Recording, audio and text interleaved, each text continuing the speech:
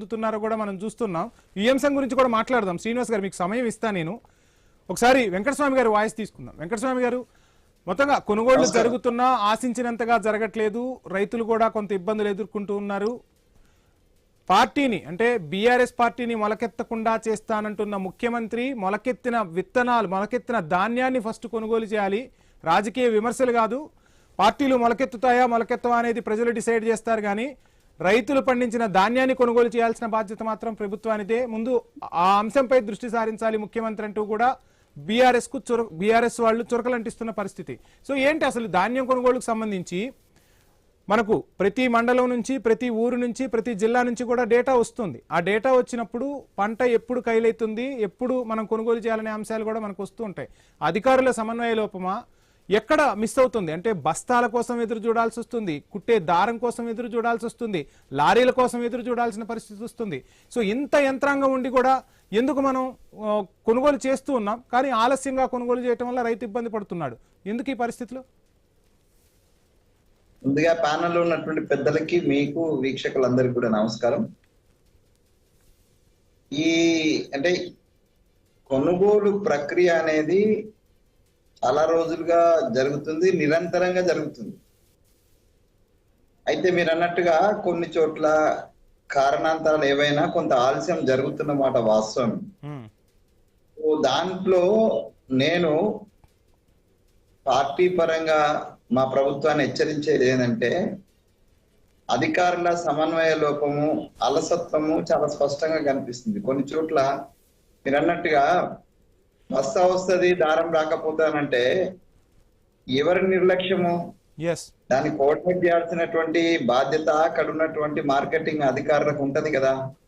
So ఈ చిన్న gap ను కూడా పూరించలేనటువంటి ఒక అలసత్వము అధికారులలో కనిపిస్తుంది. సరే, దానికి తోడుగా ఏందనంటే ఆడ ఉన్న దానికంటే గోరంతలు కొండంతలు చేసి ప్రచారం చేయడంలో కూడా, సోషల్ మీడియాను కొంత ఉపయోగించడంలో కూడా ప్రతిపక్షం సక్సెస్ అవ్వడం కారణంగా లేని చోట కూడా ఆందోళనకరమైనటువంటి పరిస్థితి కనిపిస్తుంది.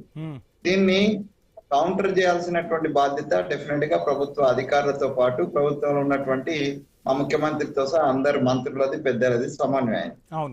సో సమన్వయం మొదలు పెట్టేసి రైతులు ప్రతిపక్షం అన్న తర్వాత నువ్వు పంచతంత్రంలో ఒక యుద్ధ నీతి చెప్తాడండి. శత్రువు అనేటోడు ఎప్పుడు కూడా మన పట్ల కనికరంగా ఉంటాడని ఆశించొద్దు.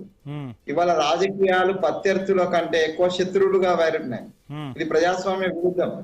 ప్రజాస్వామ్యంలో రెండు పక్షాలు పోటీ పడితే పోటీదారులు అంటారు, ప్రత్యర్థులు అంటారు, కానీ శత్రువులు అన్నారు. కానీ ఇలా పార్టీలు శత్రుత్వ భావనతోటి పనిచేస్తున్నటువంటి సమయంలో శత్రువు నుంచి కనికరం రావాలి, శత్రువు మన పట్ల సానుకూలంగా వ్యవహరించాలనేటువంటి ఆశ ఏదైనా ప్రభుత్వానికి ఉండేది ఉంటే అది సమర్థనీయం కాదు. ప్రతిపక్షం అట్లనే విమర్శిస్తారు.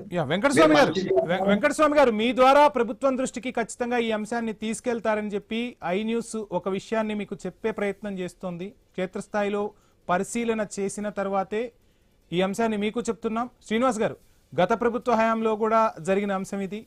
సో రైతుల తరపున ప్రజల గొంతుకగా ఈరోజు ఐ న్యూస్ రాజకీయ పార్టీల నేతలకు ఒక విజ్ఞప్తి చేస్తుంది. సో ఎందుకు ధాన్యం కొనుగోళ్లలో ఆలస్యం జరుగుతుంది అంటే, లారీలను ముందుగానే టెండర్లు పిలుస్తారు సార్. మీ అందరికీ తెలిసిన విషయమే ఇది. వెంకటస్వామి గారికైనా శ్రీనివాస్ గారికైనా తెలుసు. వ్యవసాయ శాఖ సమాయత్తం అవుతుంది. సో లారీలను టెండర్లు పిలుస్తారు. టెండర్లు దక్కించుకునే వాళ్ళు ఎవరున్నారు అంటే, గత ప్రభుత్వంలో బీఆర్ఎస్ ప్రభుత్వంలో చూస్తే ఒక జిల్లాలో ఆ జిల్లా అధికారి కారు డ్రైవరు టెండర్లు దక్కించుకున్నాడు సార్. ఈ అంశాన్ని మీకు చెప్తున్నాం, మీకు వివరాలతో కూడా అందించే ప్రయత్నం చేస్తాం. వెంకటస్వామి గారు, ఇప్పుడు కూడా ఏం జరుగుతుంది అంటే, లారీలను పిలుస్తారు, వాళ్ళు వస్తూ ఉన్నారు, టెండర్లు పాడుకుంటూ ఉన్నారు, వెళ్ళిపోతూ ఉన్నారు, కానీ ఆ లారీలు క్షేత్రస్థాయికి రావట్లేదు. అవి ఎక్కడో పనిచేస్తూ ఉన్నాయి సార్. అవి ఎక్కడ వాటి పని అవి చేస్తున్నాయి, నెంబర్లు ఇస్తున్నారు, వాటి బుక్కులు సబ్మిట్ చేస్తున్నారు, ఆర్సీ బుక్లు. ఎప్పటి నుంచి ఎప్పుడు వరకు వాళ్ళు అవైలబుల్లో ఉండాలో కూడా చెప్తున్నారు. కానీ కొంతమంది అధికారులు చేస్తున్న నిర్వాహకం వల్ల ఈరోజు ప్రభుత్వము ఇబ్బందులు పడుతోంది. ప్రభుత్వం కన్నా ఎక్కువగా రైతాంగం ఇబ్బంది పడుతూ ఉంది. మన రైతుల సొమ్ము, మన తెలంగాణ ప్రభుత్వ సొమ్ము అప్పనంగా వాళ్ళు దోచేసుకుంటున్నారు. ఇదంతా ఒక ఇబ్బందికర పరిస్థితులు తలెత్తిన తర్వాత రైతులకు ఎలాగూ ట్రాక్టర్లు ఉంటాయి. సో ఈ అంశం కూడా ప్రభుత్వం దృష్టికి తీసుకెళ్లమని విజ్ఞప్తి చేస్తున్నాం. ప్రతి రైతుకు ఈరోజు ట్రాక్టర్ ఉంది. ఆ ట్రాక్టర్ బాడుగా కూడా రైతు పెట్టుకోగలుగుతాడు. ఆ ట్రాక్టర్ల ద్వారా అన్న మిల్లులకి సరఫరా చేసుకుంటే ఆ ఆదాయాన్నైనా రైతులకి ఇవ్వండి సార్, ఇచ్చే ప్రయత్నం చేయండి. అప్పుడన్నా రైతు కాస్త ఆనందిస్తూ ఉంటాడు. సో తనే తన సొంత వాహనంలో తీసుకొచ్చి ధాన్యాన్ని మిల్లులకు చేర్చగలడు. ఇప్పుడు జరుగుతున్నది కూడా అదే. ఎక్కడా లారీలు కనపడట్లేదు, టెండర్లు పాడించుకుంటున్నారు. ఆ తర్వాత ఆ అమౌంట్ కూడా రైతులకు తక్కువ వస్తుంది. ఆ లారీలు టెండర్లు పాడించుకున్న వాళ్ళకే ఎక్కువ వెళ్తున్న పరిస్థితి కూడా కనిపిస్తుంది. దీనిపై దృష్టి సారించాల్సిందిగా ఐ న్యూస్ ప్రతిపక్షానికి ప్రభుత్వానికి కూడా రైతుల తరపున విజ్ఞప్తి చేస్తుంది. ఒక్కసారి ఆ అంశంపై దృష్టి సారించండి వెంకటస్వామి గారు. మంచి అంశం లేవనెత్తినారు. It has become a mafia. Yeah, ఈ ఈ ఈ కొనుగోళ్ల విషయంలో అది టిఆర్ఎస్ ఉన్నా లేకపోతే మేమున్నా ఎవరున్నా కూడా ఆ మార్కెటింగ్ సిస్టమ్, ఈ కొనుగోళ్ల సిస్టమ్ లో ఒక మాఫియా. ఇటు మిల్లర్లు, అటు కాంట్రాక్టర్లు, ఇటు లారీ ఓనర్స్, వీళ్ళంతా కలిపి ఒక మాఫియా తయారైపోయి ఈ మాఫియా టార్గెట్ రైతులే. అంటే అల్టిమేట్ గా మీరు అన్నట్టుగా ప్రభుత్వానికి ఇబ్బంది అంటే విమర్శల ఇబ్బంది తప్పదా ఇంకేం ఇబ్బంది ఉంటది? ఆర్థిక నష్టం అయితే ఉండదు కదా ప్రభుత్వానికి. ఆర్థికంగా నష్టపోయి కోల్పోయేవాడు ఎవడా అని అంటే అల్టిమేట్ గా రైతే. సో రైతుకు ఇబ్బందితో పాటు ఈ ఈ ఈ ఆర్థిక ఇబ్బంది రెండు వస్తున్నాయి. కాబట్టి ఇందాక శ్రీనివాస్ గారు అన్నట్టుగా ఇప్పుడు ఒకవేళ లిమిటెడ్ గా కేంద్ర ప్రభుత్వం మోసం చేసింది, అది ఇయ్యాల కాదు. టిఆర్ఎస్ ఉన్న రోజు కూడా ఈ రోజు కూడా కేంద్ర ప్రభుత్వం తెలంగాణ పట్ల వివక్ష చూపిస్తుంది అనేటువంటిది చాలా నిర్విధాంశం. దీంట్లో టిఆర్ఎస్ కు ఎగ్జామ్షన్ దొరకలే, ఇలా కాంగ్రెస్ కూడా ఎగ్జామ్షన్ దొరకదు. తెలంగాణ అంటేనే ఇష్టం లేనటువంటి మోడీ యొక్క ప్రభుత్వం కారణంగా మనకు అనేక రకాల ఆంక్షలు, కొనుగోళ్ల విషయంలో, ధాన్యం కొనుగోళ్ల విషయంలో గతంలో కంటే తక్కువ టార్గెట్ తీసుకోవడము, ఇదంతా కూడా కుట్రపూరితంగా మన ఈ తెలంగాణ ప్రజల పట్ల భారతీయ జనతా పార్టీ కేంద్ర ప్రభుత్వం చూపిస్తున్నటువంటి వివక్ష. అది టిఆర్ఎస్ ప్రభుత్వం ఉన్నవాడు జరిగింది, ఇవాళ కూడా జరుగుతుంది. సో జరుగుతుంది. వాళ్ళు అట్లా చేస్తారని తెలిసినప్పుడు మనం ఆల్టర్నేట్ అనే శ్రీనివాస్ గారు చెప్పినట్టుగా మినిమం ప్రైస్ ఏదైతుందో అది వచ్చేటట్టుగా కంట్రోల్ చేసి మినిమం ప్రైస్ రైతులకు దక్కేట్టుగా విజిలెన్స్, తర్వాత పోలీసు, తర్వాత అధికారులు ఎవరు చేయాలనేది ప్రభుత్వమే చేయాలి, మేమే చేయాలి, అదే బాధ్యత. సో ఈ కంట్రోల్ లేకపోవడాన్ని ఇదంతా ఇబ్బంది. సో నేనేమంటే ఉక్కుపాదం పెట్టాల్సిందే మిల్లర్ల మీద.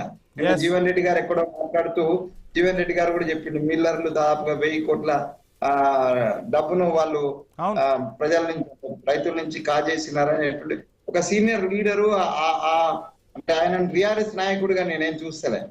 ఆయన ఒక వ్యవసాయానికి కనెక్టివిటీగా ఉన్నటువంటి ఒక సీనియర్ లీడర్ చేసినటువంటి ఆరోపణను మనం సీరియస్ తీసుకోవాల్సిందే. దాంట్లో ఎవడు ఉన్నా కూడా, ఏ మిల్లర్ ఉన్నా, ఏ పెద్ద తలకాయలు ఉన్నా కూడా దాన్ని ప్రభుత్వ యంత్రాంగం చాలా గట్టిగా తీసుకోవాల్సింది. నేనైతే ఓపెన్ గా చెప్తున్నానంటే ప్రభుత్వ యంత్రాంగము పార్టీకి, సరే పార్టీ దీంట్లో ఇన్వాల్వ్ కాదు, కానీ ప్రభుత్వానికి, ప్రభుత్వం యొక్క డే టు డే యాక్టివిటీకి చాలా చోట్ల ప్రభుత్వంలో ఉన్నటువంటి యంత్రాంగం సహకరించటం లేదు. దాని మీద కంట్రోల్ కూడా ఆయా శాఖ మాధ్యులకు లేకపోవడం కూడా ఇది ఒక కారణంగా నేను భావిస్తున్నాను. అంటే వాళ్ళు కొన్ని అది నార్మల్ ప్రాసెస్ అంతా చేసుకుంటూ పోయి ఎక్కడ లోపం జరుగుతుంది, ఇక్కడ వీళ్ళ మీద కంట్రోల్ తీసుకురావాలనేటువంటి ఒక ఆలోచన చేయాల్సిన అవసరం ఉన్న చోట చేయకపోవడం వల్ల కూడా ఇదంతా గందరగోళం. అయితే నేనైతే గత ఇంటర్వ్యూలో నేను ఒకసారి చెప్పిన, జూన్ ఫస్ట్ కల్లానే మేము మొత్తం ప్యాడీ మొత్తం కొనాలనేటువంటి టార్గెట్ పెట్టుకొని ముందుకు పోతున్నామని చెప్పినాం. ఇది నాకు గవర్నమెంట్ నుంచి ఉన్నటువంటి ఇన్ఫర్మేషన్ దృష్ట్యా నేను ఇంటర్వ్యూలో చెప్పిన. ఇలా జూన్ 21, 20 వచ్చినా కూడా ఇంకా కొనుగోలు పూర్తి కాలేదంటే definitely there is a gap అనేటువంటి చాలా స్పష్టం.